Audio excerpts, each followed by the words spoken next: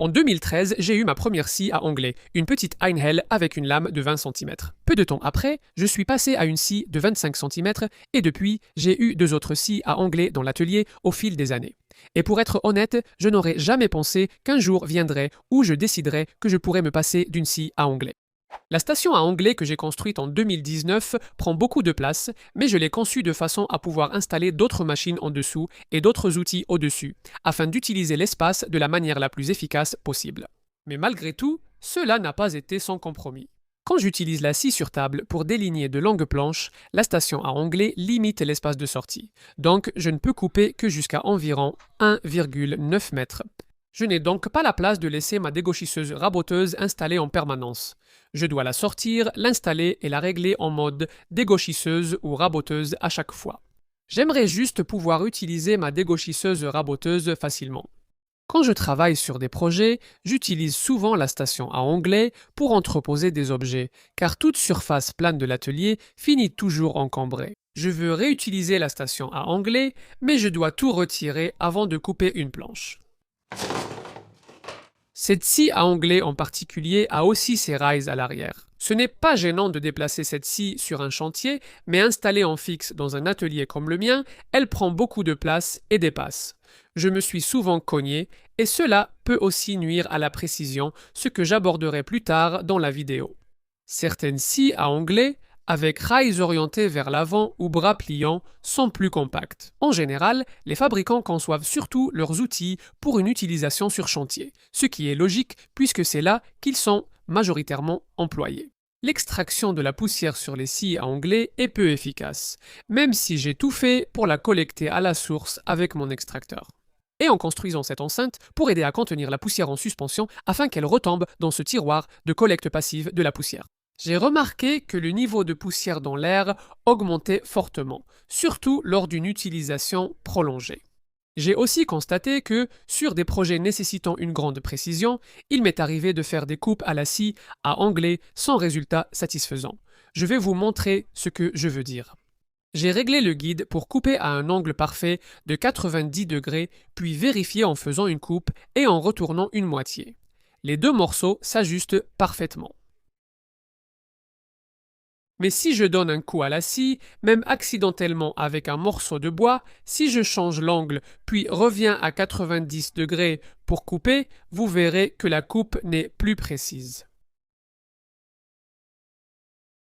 Donc, dernièrement, si j'ai eu besoin de faire des coupes où la précision est essentielle, j'ai tendance à faire ces coupes sur la scie sur table à l'aide de mon traîneau à panneau ou de mon traîneau à tronçonner. La scie à onglet sert désormais surtout à couper du bois de chauffage ou à des coupes où la précision importe peu. J'utilise la scie à onglet Milwaukee depuis 3 ans maintenant et je n'ai jamais eu de préoccupation concernant sa précision ou la répétabilité de ses coupes jusqu'au dernier mois lorsque j'ai remarqué le problème. Il semble donc clairement que ce soit un défaut qui s'est développé avec le temps. Ceux qui connaissent ma chaîne savent que Milwaukee sponsorise la chaîne en matière d'outillage, et il est rare que j'aie quelque chose de négatif à dire sur leurs produits. Cependant, aucun outil n'est jamais parfait, et rien n'est plus important pour moi que l'intégrité de la chaîne. J'essaie toujours d'expliquer pourquoi un outil ne fonctionne pas pour moi. En ce qui concerne les rails arrière, ils m'ont informé que le choix du design à barre coulissante a été adopté par Milwaukee, parce que c'est le plus robuste pour éviter que les barres ne fléchissent. Maintenant, je ne connais pas grand-chose à l'ingénierie des outils, donc je suis prêt à les croire sur parole à ce sujet. Cependant, le problème de précision et de régularité des coupes n'est pas quelque chose qui leur a été signalé comme un souci. En fait, ils ont confirmé qu'en général, elle a été saluée pour sa précision et sa robustesse. Mais ils ne se sont pas arrêtés là. Ils m'ont mis en contact avec leur chef de produit, avec qui j'ai eu un appel, puis il est venu à mon atelier voir la scie en personne. Cela s'est passé il y a quelques semaines et j'ai été impressionné par leur implication. C'était aussi une excellente occasion pour moi de donner mon avis sur d'autres outils Milwaukee, ce à quoi ils ont été très réceptifs. Donc, nous avons bien examiné la scie, il a pris quelques notes et c'est à peu près tout ce que je sais pour le moment. Si j'en apprends plus à l'avenir, peut-être que je ferai un suivi d'une manière ou d'une autre. Si vous avez regardé la vidéo précédente sur ma chaîne, vous savez que je suis en train de réorganiser entièrement mon atelier et que j'ai une longue liste de choses que je veux accomplir avec le nouveau plan. J'en ai déjà coché quelques-unes et retirer la scie à onglet ainsi que la station de scie à onglet va m'aider à en cocher encore quelques-unes. Je vais pouvoir maximiser l'espace d'entrée et de sortie de ma scie sur table et libérer encore plus d'espace au sol. Comme déjà dit, j'ai un traîneau à tronçonner et un apano pour ma scie sur table, très utilisé pour des coupes précises à 90 degrés et il fonctionne bien. Mais il me fallait une solution pour couper des ongles. Donc, j'ai dépensé un peu d'argent pour l'un de ceux-ci. Ceci est le guide d'anglais Hongdui et je dois être l'un des rares menuisiers sur YouTube à ne pas avoir réussi à en obtenir une gratuitement. Malheureusement, j'ai vu beaucoup d'avis et ils en parlent très positivement. Je mettrai dans la description des liens vers mes critiques préférées et pour l'achat du produit. C'est une belle chose et ça respire la qualité. Il possède des crans progressifs espacés d'1 degré. Et des butées pour les angles les plus courants. Vous pouvez serrer les vis de la barre pour obtenir un ajustement parfait dans les rainures à onglet sans aucun jeu latéral. Et cela ridiculise vraiment les guides à onglet fournis avec des machines comme celle-ci, surtout quand c'est un problème aussi facile à résoudre. Ces rondelles en plastique s'élargissent simplement lorsque la vis est serrée. Ce n'est vraiment pas sorcier. J'ai aussi acheté l'un de ceux-ci. Il s'agit d'un rail de guide qui, d'après ce qu'on m'a dit, est compatible avec le Hongdui et il s'agit d'un guide extensible. Il va jusqu'à environ 1235 mm. Et il y a des butées rabattables et d'autres accessoires comme ça. Le seul problème, c'est que ces repères gravés sont conçus pour aller à gauche de la lame de la scie sur table. Et je voulais que mon guide à onglet fonctionne du côté droit.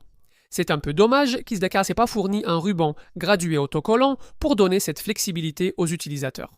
Il n'y a vraiment pas beaucoup d'espace entre le rail extensible et la partie plus large du rail ici.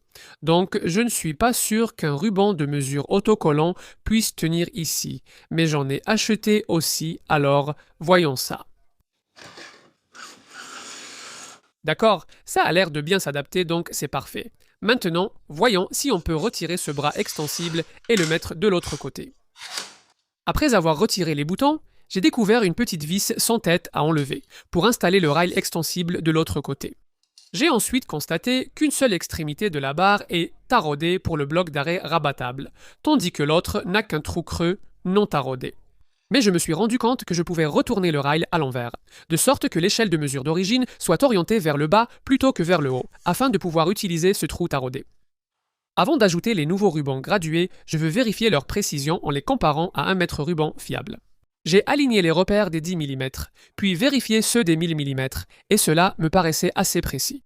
Je vais utiliser ce bloc de MDF de 290 mm de long pour régler la position du butoir, et j'ai utilisé un marqueur noir pour recouvrir les anciens repères, car le nouveau ruban n'est pas aussi large que l'ancienne échelle, et je ne veux pas que l'ancienne échelle soit visible.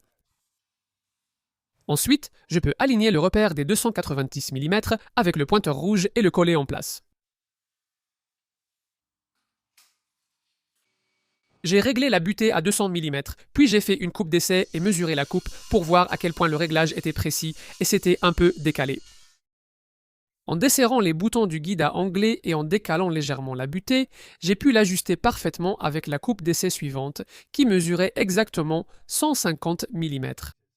J'ajoute une chute du ruban à la barre extensible pour vérifier si ça passe, et malheureusement, c'est le cas. Quel soulagement!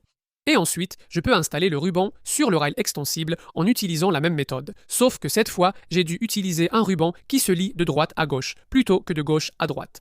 Donc maintenant, quand j'ai besoin de faire une coupe au-delà de 650 mm, il me suffit d'aligner la mesure souhaitée sur le rail extensible à l'endroit où il rejoint la règle principale, puis de la verrouiller. Et cela me permet d'utiliser le butoir à l'extrémité du rail extensible pour des coupes longues et répétables.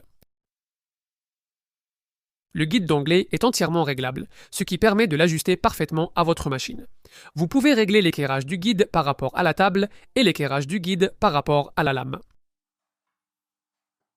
Obtenir un assemblage à onglet parfait à 90 degrés n'a posé aucun problème. Je suis satisfait de cette configuration. Avec les traîneaux à tronçonner, j'ai tout pour faire des coupes précises et fiables. Pour être honnête, retirer la scie à onglet et sa station n'a pas été une décision facile. Il y a un an, j'ai expliqué en vidéo pourquoi j'ai abandonné mon plateau d'établi MFT. La décision était facile, car je ne l'utilisais pas et je ne regrette pas de m'en être séparé. Me débarrasser de la scie à onglet, en revanche, c'est une toute autre histoire. La seule façon de savoir vraiment comment je vais m'en sortir sans elle, c'est de la retirer de l'atelier. Parce que si je la laisse installer, par habitude et tout ça, je finirai par l'utiliser quand même.